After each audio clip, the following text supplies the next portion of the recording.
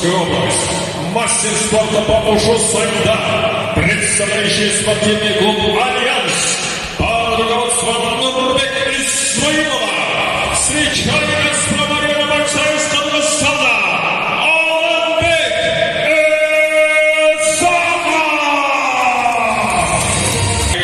Боец красного вес 84 килограмма, рост бойца 1,74 сантиметра. Мастер спорта по кикбоксингу, боец, представляющий спортивный клуб «Берети» под руководством Хусана Табаева.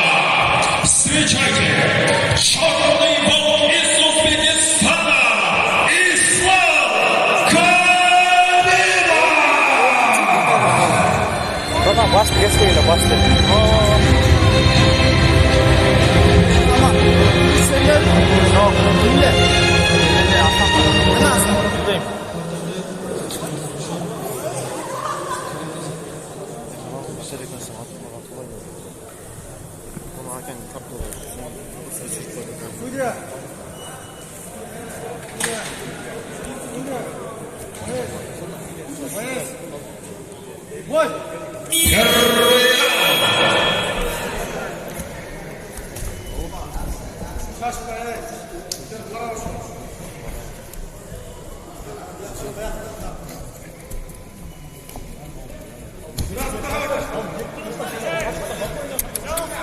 Önce tepkiş gerek.